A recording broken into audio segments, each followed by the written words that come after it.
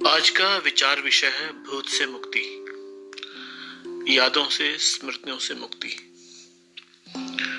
बड़ा प्रसिद्ध संगीत है, गाना है, जिन्हें हम भूल ना चाहें वो अक्सर याद आते हैं।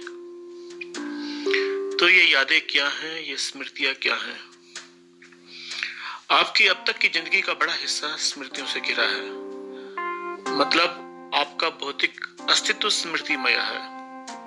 ये स्मृतियां क्या हैं, यादें क्या हैं? इस विषय में पतंजलि कहते हैं अनुभूत विषय असंप्रमोषः। हर क्षण आपका मन, इंद्रियां कुछ ना कुछ एक्सपीरियंस कर रहे हैं, किंतु वे अनुभव तत्काल मिट जाते हैं, प्रमोश हो जाते हैं। किंतु कुछ अनुभूतियां इतनी गहराई तक पहुंच जाती हैं कि मिट नहीं पाती, प्रमोश नहीं हो पाती, अपितु चेतना में रजिस्टर्ड हो जाती है। चित्त में उनका पंजीकरण हो जाना, उन्हीं पंजीकृत अनुभूतियों को स्मृति कहते हैं। इन स्मृतियों में अधिकांश न्यूट्रल होती हैं, मतलब न वे दुख देने वाली होती है न सुख देने वाली।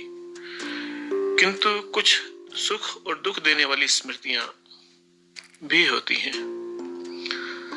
शास्त्रों में स्मृतियां चित्त में स्टोर होती हैं। अब यह चित्त का निवास स्थान क्या है, यह मुझे स्पष्ट नहीं। हृदय में है, दिमाग में, या शरीर में सर्वव्यापक है, यह अन्वेषणीय विषय है। किंतु आधुनिक विज्ञान के अनुसार स्मृतियां ब्रेन में स्टोर होती हैं। यद्यपि पूरे ब्रेन में इनका फैलाव है और वर्गीकृत रूप से इनका फैलाव रहता है, अर्थात कठोर गहरी अनुभूतियां अलग हिस्से में रहती हैं, सामान्य स्मृतियां अलग हिस्से में। मस्तिष्क के 3 हिस्से, हिप्पोकैम्पस, सेरेबेलम,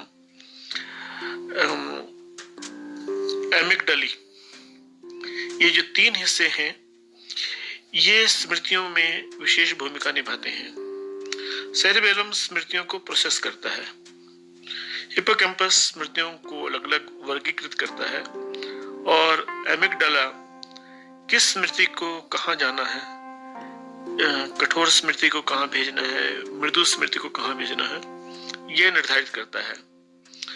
स्ट्रॉन्ग स्मृतियां जब ट्रिगर होती हैं तो मस्तिष्क के स्पेसिफिक हिस्सों से डोपामिन, सेरोटोनिन, ग्लूटामेट आदि रसों का स्राव होता है।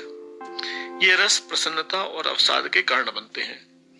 इन्हीं रसों का स्राव उन पर्टिकुलर मेमोरीज को प्रगाढ़ता भी देता है। अस्तु यह तो हुआ यादों के स्मृतियों का चाल चलन। स्मृतियों का जो मेरा विश्लेषण है वो ये है, स्मृतियां चेतना पर वक्त के द्वारा खींची गई लाइनें हैं, रेखाएं हैं। कुछ गहरी खरोचें हैं, कुछ उथली खरोचें हैं, कुछ पीड़ा देने वाली खरोचें हैं। अर्थात आप जब शरीर पे किसी खरोच को हाथ लगाते हैं तो कभी दर्द होता है, कभी नहीं होता है। तो उसी प्रकार से कुछ स्मृतियां खरोचे के रूप में हैं, कुछ उथली हैं, कुछ गहरी हैं। स्मृतियों का तालमेल भावनाओं के साथ अत्यधिक होता है।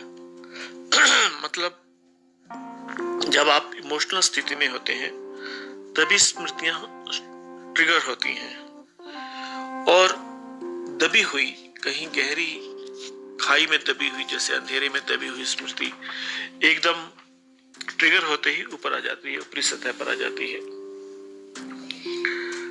मतलब भावनाओं की हवा पाकर स्मृतियां जाग जाती हैं, सोई हुई स्मृतियां खड़ी हो जाती हैं। और जागने वाली स्मृतियों में प्रायः जो दुख देने वाली है, पीड़ा देने वाली है, अवसाद पैदा करने वाली है, वो स्मृतियां अधिक होती हैं। यह कह सकते हैं कि हमने सीखा है उन स्मृतियों को आमंत्रित करना जो दुख देती हैं, अवसाद पैदा करती हैं। दुख देने वाली स्मृतियों से हम ज्यादा छेड़छाड़ करते हैं। न चाहते हुए भी बुरी स्मृतियों से, पीड़ादायी स्मृतियों से मनुष्य कैसे ट्रैप हो जाता है, इसके पीछे पूरा मनोविज्ञान है। मनोविज्ञान भी है, भौतिक विज्ञान भी है और रासायनिक विज्ञान भी है। भौतिक विज्ञान को आप लॉ ऑफ अट्रैक्शन द्वारा व्याख्यायित कर सकते हैं। और जो रसों का स्राव होता है, स्मृतियों के उदय होने पर रसों का स्राव होता है और कुछ रसों के स्राव होने पर स्मृतियों का उदय होता है। इस प्रकार से इसकी केमिकली अर्थात केमिस्ट्री वाले व्याख्या कर सकते हैं। किंतु इसका मनोवैज्ञानिक आधार क्या है, मनोवैज्ञानिक व्याख्या क्या है, यह बहुत ही रुचिकर है, बहुत ही इंटरेस्टिंग है। इसे पहले समझने के लिए मन को समझे। मन क्या है? मन है विचारों का प्रवाह, या कहें कि विचार मन है।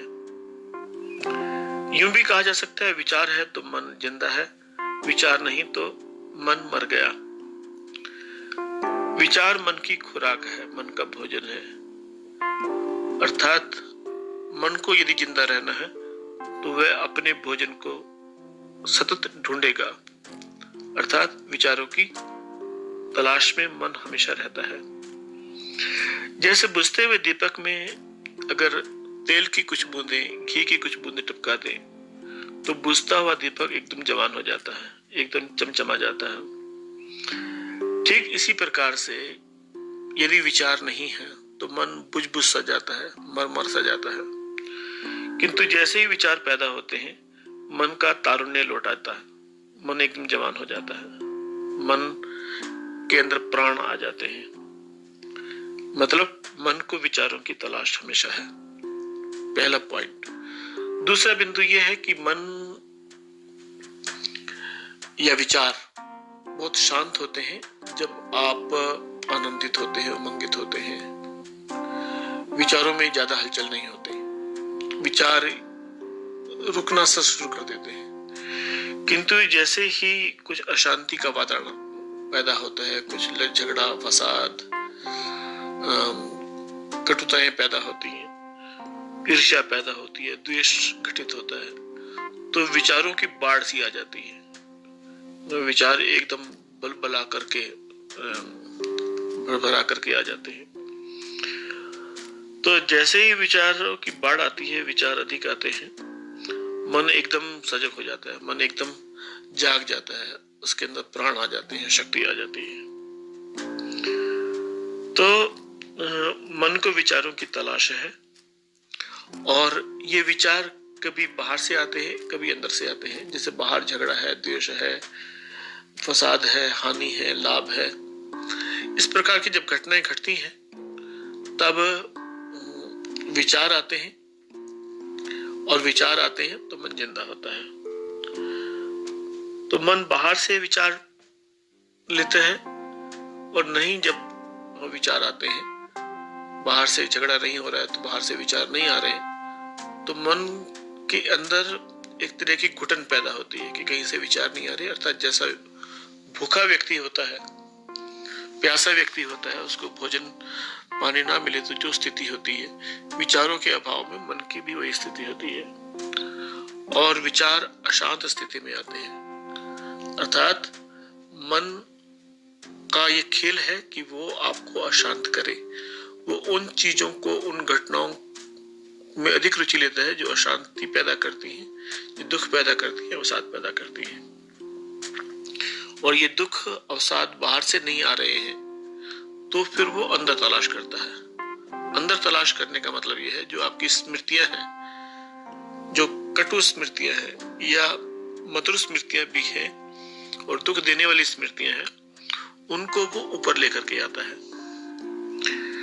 और ये प्रायशः जब आप रात्रि में विश्राम के लिए बिस्तर पर लेट जाते हैं और नींद नहीं आ रही होती है, तो वो सोने और लेटने की जो बीच का काल है, उसमें मन उन स्मृतियों को उठा करके लेकर के आता है। या जब आप सुबह उठते हैं, ठंड का समय है, रजाई में है, बाहर निकलने का मन नहीं कर रहा है, आंख खुल गई है, उस समय आपके पास कुछ काम नहीं है और बाहर की कोई घटना नहीं है, कुछ हलचल नहीं है, तो मन को भोजन चाहिए, विचार चाहिए। तो फिर मन वो स्मृतियों के खजाने में डुबकी लगाता है, वहां से स्मृतियों को लेकर के आता है। और वो स्मृतियां, यहाँ ध्यातव्य है कि वो स्मृतियां जो आपको पीड़ित करती हैं, अवसादित करती हैं। इस प्रकार से ये मन का भोजन विचार है। विचार का आधार, विचार के हेतु दुख, अवसाद है, अशांति है। और अशांति बाहर से भी घटित हो सकती है और अंदर से भी लाई जा सकती है। जो अंदर से अशांति लाने का, अवसाद लाने का जो आयोजन है, कार्यक्रम है, वही स्मृतियों को उजागर करने का, स्मृतियों को जगाने का आयोजन है। इतना जानने समझने के बाद अब ये विचार किया जाए कि जो स्मृतियां अवसाद का कारण बन रही हैं, उनका इलाज क्या हो, उनके साथ हम क्या कर सकते हैं।